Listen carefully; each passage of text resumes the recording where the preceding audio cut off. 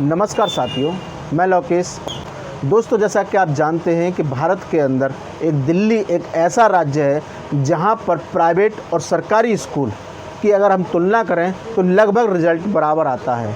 यानी कि जो प्राइवेट स्कूल में बच्चे पढ़ रहे थे, अब वो प्राइवेट स्कूल से सरकारी स्कूल में आने लगे हैं, क्योंकि वहाँ का भी रिजल्ट 90% के आसपास और प्राइवेट स्कूल का भी 90% के आसपास आने लगा है। यानी कि पढ़ाई अच्छे से हो रही है, जिसके माध्यम से अभिभावकों पर ना तो बोझ का खर्चा आ रहा है, ना ज़्यादा पढ़ाई का खर्चा आ रहा है, ना ही उनको पढ़ाने में कोई दिक्कत आ रही है।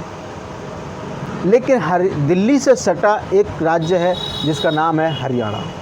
दोस्तों, यहाँ एक चिराग योजना के नाम से एक योजना बनाई गई है और उस योजना में साफ शब्दों में कहा गया है कि जो बच्चा सरकारी स्कूल से प्राइवेट स्कूल में एडमिशन लेना चाहेगा तो उसके नाम पर रजिस्टर्ड, यानी कि अगर वो 2 या 3 या 5 या 8 तक एडमिशन लेगा तो हो सकता है कि उसके लिए कुछ ऐसे प्रावधान सरकार लेकर के आए भविष्य में। लेकिन प्रेजेंट टाइम में जो योजना है वो ये है कि 200-300 रुपये जो देगी सरकार, वो प्राइवेट स्कूल के टीचरों को, यानी कि प्राइवेट स्कूल को देगी एक बच्चे के नाम पर। अगर वो 9 से 10 में एडमिशन लेता है तो 500 से 900 का प्रावधान है। अगर वही बच्चा 11 से 12 भी लेता है तो उसका जो प्रावधान है वो 1100 रुपये है।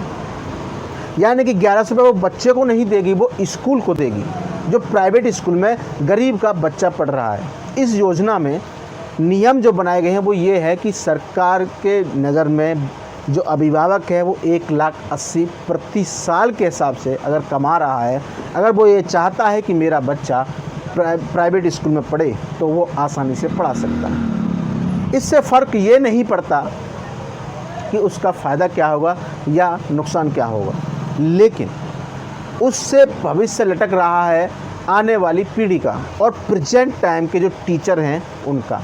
यानी कि कौन नहीं चाहेगा उसको कि हमारे बच्चे प्राइवेट में जाएं। फीस तो ज़्यादा जाती नहीं है, लेकिन वो फ्री में पढ़ रहे हैं। एक योजना पहले से चल रही थी हरियाणा में जो 134A है, 134A है।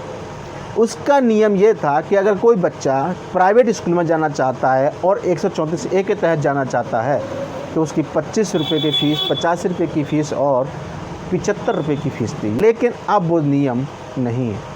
अगर कोई 9 से 10 में आ रहा है एडमिशन लेके तो उसे 50 रुपये देने पड़ते थे। अगर वो 11 से 12 में एडमिशन ले रहा तो भी 50 रुपये, लेकिन उसमें प्रावधान था कि सब्जेक्ट कौन सा लेगा। यानी कि अगर वाणिज्य या फिर वो मैथ वगैरह, बायो वगैरह लेना चाहता है तो वहाँ पर उसे 75 रुपये चुकता करने पड़ते थे। लेकिन अब 134 को ख़त्म कर दिया गया है और अब जो पैसा अभिभावक देते थे अब वो ना दे करके अब सरकार उनको प्राइवेट स्कूल को पैसा देगी।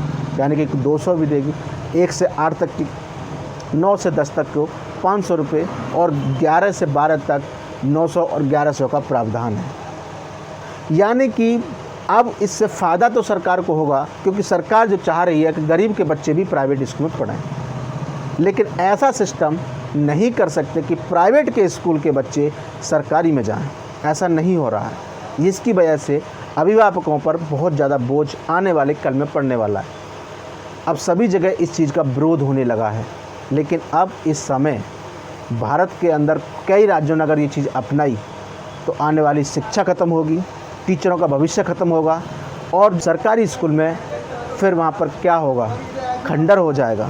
और खंडर होने के बाद फिर वहाँ पर सरकार कह देगी कि हमारे पास बजट नहीं है। जैसे कि अभी आपने देखा होगा पेंशन योजना जो एक सरकारी कर्मचारी को मिलती थी, वहाँ पर पेंशन योजना को ख़त्म कर दिया गया है।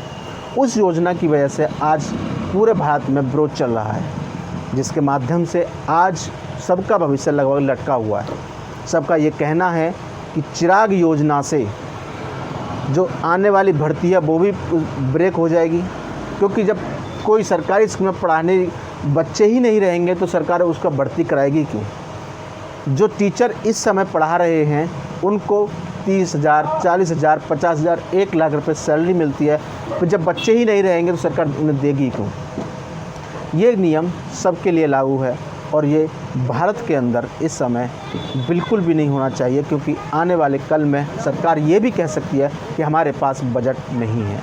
जैसे अभी अग्निपथ में जो योजना लेकर के आए हैं, 4 साल की वैकेंसी निकाली है बस, उनसे क्या फ़ायदा होने वाला है? कुछ भी फ़ायदा उससे नहीं होने वाला है और भविष्य लटक जाएगा लंबे समय के लिए। आगे बढ़ती भी नहीं होगी, आगे पैसा सरकार कह देगी कि हमारे पास बजट नहीं है। जैसे कि आपने देखा होगा कि पेंशन का मुद्दा है, सब्सिडी का मुद्दा आप देख लीजिए, या फिर बहुत सारी ऐसी योजना सरकार ने बंद कर दी हैं जहां पर सरकार खुद देती थी।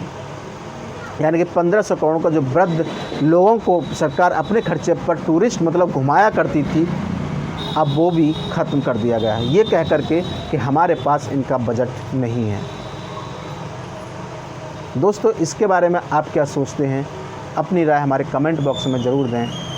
अगर आपने हमारा चैनल सब्सक्राइब नहीं किया है तो आपसे रिक्वेस्ट है कि हमारे चैनल को सब्सक्राइब कर लें और जितना हो सकता है शेयर कर दें। मिलते हैं अपनी नेक्स्ट वीडियो में, जब तक के लिए नमस्कार।